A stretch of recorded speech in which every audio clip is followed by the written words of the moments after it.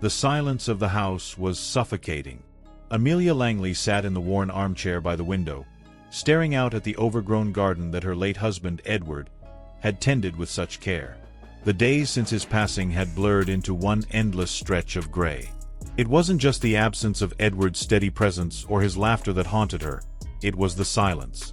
A silence so deep it seemed alive. It began a week after the funeral. Amelia had been walking down the hallway late at night, the weight of insomnia pressing heavily on her chest. That's when she saw it. A flicker of movement in her peripheral vision. A shadow, darker than the surrounding darkness, slipping past the doorway to Edward's study. Her breath caught, her heart hammering against her ribs. But when she turned to look, the hallway was empty. "Grief," she whispered to herself, her voice trembling. "It's just grief."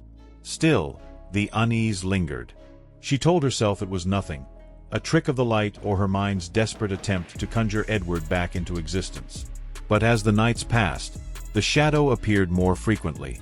It moved in ways that defied logic, slipping from one corner of the house to another. Sometimes it stood still, just beyond her line of sight, a formless mass that radiated an unnatural cold. Amelia tried to convince herself it was her imagination. She avoided the study, shutting the door tightly and leaving the lights on in every room she entered. But no matter how brightly the house was illuminated, the shadow remained, always lurking in the corner of her vision. It began to feel as though the house itself was watching her, the walls closing in, whispering in tones too faint to understand. Then came the whispers. Faint at first, like a soft breeze brushing against her ear. They grew louder, more insistent, until they seemed to emanate from the very walls. Words she couldn't quite make out but felt deep in her bones. Words of sorrow, anger, and something darker, something that gnawed at her sanity. One night, Amelia found herself drawn to the study despite her fear. The door creaked open as if welcoming her. The room smelled of Edward's cologne, a scent that had always comforted her but now felt cloying, almost suffocating. The shadow was there, waiting. It loomed in the corner, more distinct than before, its edges writhing like smoke. And then, for the first time, it moved toward her. Amelia's scream tore through the silence, but no one was there to hear it. Amelia awoke in her bed, unsure of how she had gotten there. Her last memory was of the shadow closing in, a suffocating presence that swallowed the air around her. But now the morning light streamed through the curtains, and the room felt ordinary. Too ordinary. She tried to shake off the lingering dread as she went about her day, but something had changed. The house felt heavier, as though it carried the weight of her grief. Objects seemed out of place, a picture frame tilted, Edward's favorite mug appearing on the counter even though she hadn't touched it in weeks. And always, there was the shadow, lurking just beyond her sight. Amelia began researching grief-induced hallucinations, desperate for a logical explanation. Late into the night, she scoured forums and articles, her laptop screen casting a pale glow in the dark room. That's when she stumbled upon an obscure thread about grief-eaters, malevolent entities that fed on human sorrow. The descriptions sent chills down her spine. They attach to those who suffer great loss, one post read. They grow stronger as they consume your pain, becoming more real, more present. They thrive in isolation, feeding off despair until there's nothing left of you. Amelia closed the laptop, her hands trembling. It was absurd. Superstitious nonsense. Yet, as she sat there in the dim light, she felt the unmistakable sensation of being watched. The air grew colder, and the whispers began again, louder this time. They seemed to come from every direction, surrounding her. "Leave me alone," she screamed, her voice echoing through the empty house. The whispers ceased, but the silence that followed was worse. That night, the shadow came to her again. It stood at the foot of her bed, more defined than ever. It had a shape now, vaguely humanoid, with eyes that glowed faintly in the darkness. Amelia froze, unable to move, her breath coming in shallow gasps. The shadow tilted its head, as if studying her, and then it spoke. Edward. The voice was a distorted imitation of her husband's, twisted and wrong. Amelia's heart shattered all over again, the grief she had been holding at bay crashing over her in waves.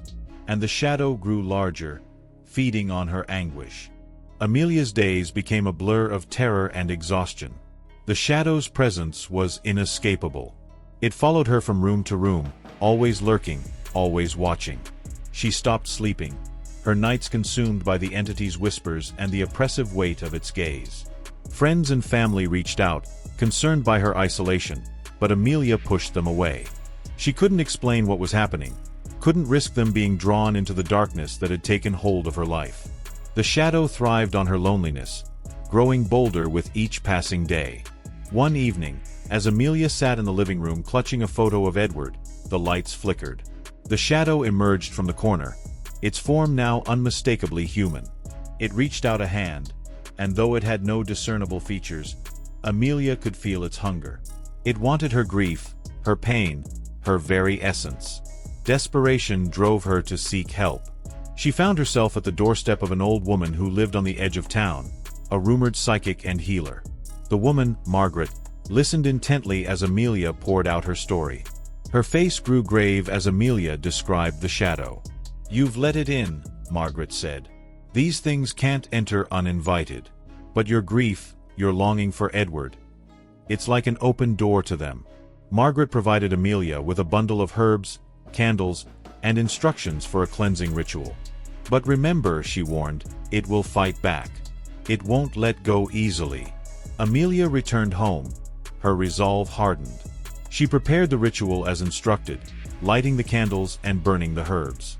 The house seemed to tremble as she began chanting the words Margaret had given her.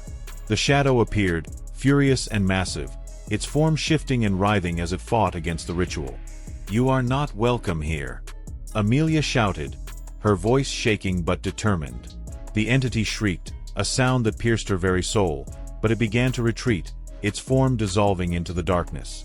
For the first time in weeks, the house felt still. But Amelia knew it wasn't over. Days passed without incident, and Amelia dared to hope that the nightmare was behind her. She ventured out of the house, reconnecting with friends and trying to rebuild her life. But the shadow had left its mark. She felt its presence even in daylight, a faint whisper in the back of her mind, a cold touch that sent shivers down her spine. One night, as she lay in bed, the whispers returned. They were faint at first, but they grew louder, more insistent. The shadow was back, more powerful than ever. Amelia realized the ritual had only driven it away temporarily. Her grief was still a beacon, calling it back. Despair threatened to consume her, but Amelia refused to give in. She delved deeper into the lore of grief eaters, uncovering ancient texts and forgotten rituals. She learned that these entities could be banished permanently, but only if she confronted the source of her pain. Amelia knew what she had to do. She gathered Edward's belongings, the remnants of a life they had shared, and brought them to the garden he had loved so much. As she set them alight, tears streamed down her face. The shadow appeared, its form towering and menacing, but Amelia stood her ground. "You can't have me," she said, her voice steady. "You can't have him." The flames roared, consuming the tokens of Edward's life and, with them, the hold the shadow had over her. It screamed, a sound of pure rage and agony, before collapsing in on itself and vanishing into the night. The house was quiet again, but it was a different kind of silence. It no longer pressed down on Amelia. Instead, it felt peaceful. She opened the windows, letting sunlight and fresh air flood the rooms. The weight that had hung over her for so long was gone. Amelia knew the shadow had been more than a manifestation of her grief. It had been a predator, feeding on her pain. But in facing it, she had found a strength she hadn't known she possessed. As the weeks turned into months, Amelia began to heal. She started tending the garden, reviving the flowers Edward had loved. Each bloom felt like a tribute to his memory, a reminder that life could continue even after loss. One evening, as she sat on the porch watching the sunset, she felt a presence beside her. It wasn't the shadow. It was something warm, comforting. She didn't need to look to know it was Edward, or at least a part of him. Her grief had transformed, no longer a chain but a thread connecting her to the love they had shared. And for the first time in a long time, Amelia smiled.